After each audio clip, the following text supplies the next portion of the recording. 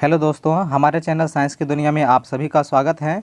इस वीडियो में हम बात करने वाले हैं सबसे पहले कि दर्पण क्या होता है और उसके बाद दर्पण के कितने प्रकार होते हैं और उसके बाद हम फिर देखेंगे कि आपतित किरण क्या होती है, परावर्तित किरण क्या होती है, आपतन बिंदु क्या होता है, अभिलंब क्या होता है, आपतन कोण क्या होता है और परावर्तन कोण क्या होता है। तो इन सभी बिंदुओं पर जो है सो अभी हम डिस्कस करने वाले हैं। तो चलिए बिना देर किए हम वीडियो की शुरुआत करते हैं। तो सबसे पहले हम देखते हैं कि दर्पण क्या होता है। ठीक है, तो देखिए दर्पण क्या है। दर्पण एक प्रकाशीय युक्ति है जो प्रकाश के परावर्तन के सिद्धांत पर कार्य करता है। यानी कि दर्पण क्या होता है, तो दर्पण एक ऐसी युक्ति होती है जो प्रकाश के परावर्तन के सिद्धांत पर कार्य करता है। यानी कि दर्पण के द्वारा क्या होता है, तो प्रकाश के परावर्तन की घटनाएं जो होती है ये दर्पण के द्वारा संपन्न होती है। आगे अगर हम बात करते हैं दर्पण के प्रकार की, तो दर्पण जो होते हैं ये मुख्य रूप से 3 प्रकार के हो जाते हैं जो हम आपको इस टेबल के द्वारा दिखा दिए हैं। देखिए सबसे पहले अगर हम बात करते हैं दर्पण की, तो दर्पण जो होते हैं ये 3 प्रकार के होते हैं, जिसमें सबसे पहला आपका हो जाता है समतल दर्पण, दूसरा आपका हो जाता है गोलीय दर्पण और तीसरा आपका हो जाता है परवलयिक दर्पण। ठीक है, अब गोलीय दर्पण जो होता है, गोलीय दर्पण भी मुख्य रूप से 2 प्रकार के होते हैं, जिसमें एक आपका हो जाता है अवतल दर्पण और दूसरा हो जाता है उत्तल दर्पण। इसमें मुख्य रूप से जो है आपके लिए गोलीय दर्पण काफ़ी ज़्यादा इंपॉर्टेंट है और इसमें आपको पढ़ना होता है अवतल दर्पण और उत्तल के दर्पण के बारे में आपको पढ़ना होता है।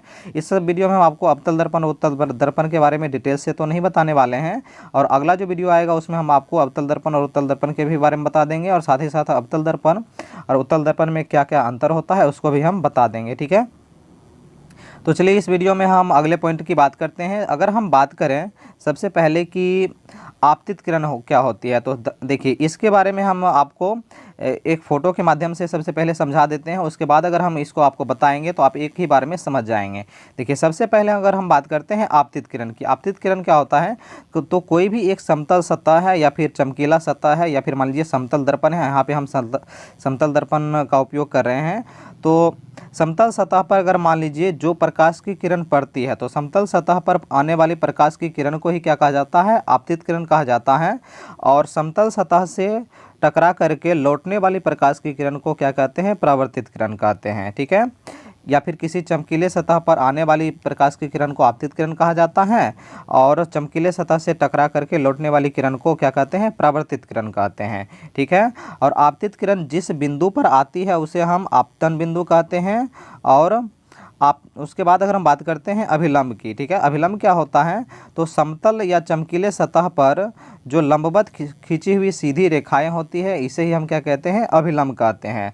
अब अगर हम बात करते हैं आपतन कोण की, तो देखिए आपतित किरण और अभिलंब, ठीक है, आपतन कोण और परावर्तन कोण ये जब भी बनते हैं तो ये अभिलंब के बीच ही बनते हैं, अभिलंब और आपतित किरण तथा परावर्तित किरण के बीच ही बनते हैं।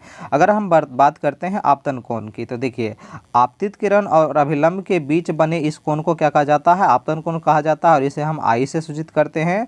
और अगर हम बात करें परावर्तन कोण की, तो परावर्तित किरण और अभिलंब के बीच बने कोण को ही हम क्या कहते हैं, परावर्तन कोण कहते हैं और इसे आर से सूचित किया जाता है। और यही सभी जो है आपको परिभाषा में यहाँ पे लिखा हुआ है।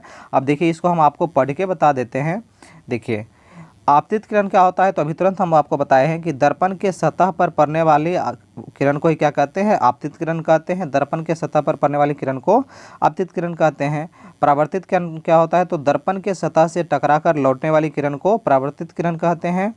आपतन बिंदु, दर्पण के सतह का वह बिंदु जहां आपतित किरण पड़ती है। अभी तुरंत हम आपको बताए थे कि जहां पर आपतित किरण आती है उसे ही हम क्या कहते हैं, आपतन बिंदु कहते हैं। चलिए आगे देखिए अभिलंब क्या होता है, दर्पण के सतह पर खींची गई लंबवत सीधी रेखा को ही अभिलंब कहते हैं। अभी तुरंत हम आपको बताए हैं कि दर्पण के सतह पर जो खींची गई ये सीधी रेखाएं होती है इसे ही क्या कहा जाता है, अभिलंब कहा जाता है। चलिए नेक्स्ट देखते हैं।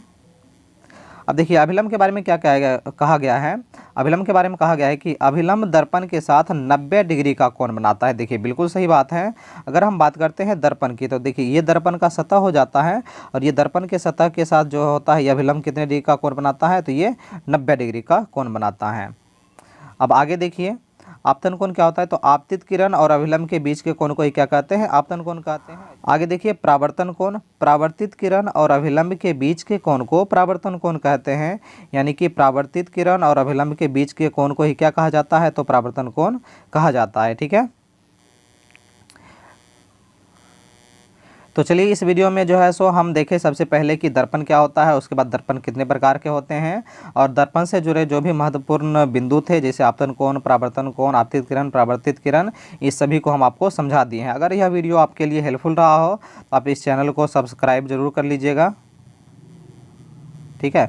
अगर यह वीडियो आपके लिए हेल्पफुल रहा तो आप इस चैनल को सब्सक्राइब जरूर कर लीजिएगा और आपका जो भी डाउट है उस डाउट को आप कमेंट बॉक्स में लिख सकते हैं, उसका पूरा का पूरा सॉल्यूशन जो है सो आपको कमेंट बॉक्स में मिल जाएगा। तो चलिए हम वीडियो को समाप्त करते हैं और फिर से मिलेंगे हम एक नए वीडियो में एक नए टॉपिक के साथ। तब तक के लिए जय हिंद, जय भारत।